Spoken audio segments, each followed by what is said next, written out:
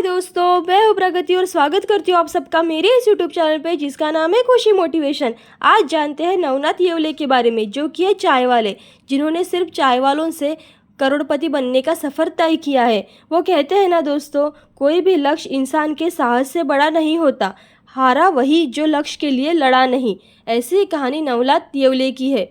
तो जानते हैं एक चाय वाला कैसे बना करोड़पति। इनकी कहानी हमारे माननीय प्रधानमंत्री से मिलती जुलती है, जो गुजरात के वड़नगर रेलवे स्टेशन पर चाय बेचते थे और अपनी मेहनत और ईमानदारी के बलबूते आज वो देश के प्रधानमंत्री है। तो जानते हैं नवनाथ येवले जी की कहानी पूरी विस्तार से। सबसे पहले जानते हैं कौन है दशरथ येवले।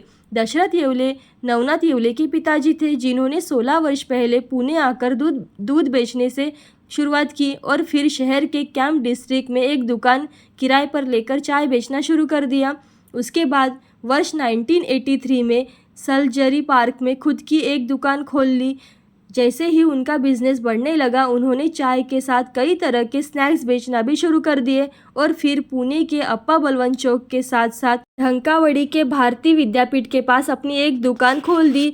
इतना सब कुछ करने के बाद उनका वर्ष 2001 में निधन हो गया। अब जानते हैं नवनाथ येवले के बारे में। नवनाथ येवले पुणे शहर में येवले टी हाउस के फाउंडर और मालिक है, जो अपने 4 भाइयों गणेश येवले, नीलेश येवले, वंगेश येवले और तेजेश येवले के साथ अपने ब्रांड को लगातार आगे बढ़ाते जा रहे हैं। उन्होंने अपने पिताजी के निधन के बाद ही चाय बेचने के व्यापार पर ध्यान देना शुरू कर दिया और अपनी इच्छा से उन्होंने नौकरी भी छोड़ दी।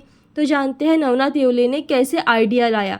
नवनाथ येवले इस बात को बहुत अच्छी तरह से समझ चुके थे कि पुणे समेत पूरे भारत में लोग चाय से बहुत ही शौकीन हैं और अब इसे मन में उतारने थे।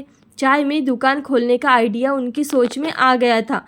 तो जानते हैं उन्होंने कैसे रिसर्च की। नवनाथ येवले के द्वारा चाय की दुकान खोलने के लिए उन्होंने पूरे 4 साल तक रिसर्च की और देखा कि पुणे में जैसे शहर में हर चीज़ की छोटी बड़ी दुकान है, बड़े बड़े शोरूम भी है, लेकिन चाय के लिए कोई भी बड़ा नहीं है और कुछ ऐसा नहीं है। इसके साथ ही उन्होंने चाय की गुणवत्ता को बढ़ाने के लिए ही कई प्रयोग भी किए। अब जानते हैं उन्होंने चाय की शुरुआत कैसे की। नवनाथ येवले ने आखिरकार अपने 4 भाइयों के साथ मिलकर जमा पूंजी से वर्ष 2011 में येवले टी हाउस की शुरुआत की और इसको पूरी मेहनत और लगन से आगे बढ़ाते रहे।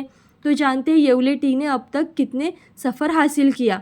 आज पुणे शहर में येवले टी हाउस की 3 ब्रांच खुल चुकी है, जिसमें हर शाखा में 12-12 के हिसाब से 36 लोग काम करते हैं। आज येवले टी हाउस की मासिक आय 10-12 लाख और वार्षिक आय लगभग 1.5 करोड़ से भी आसपास है।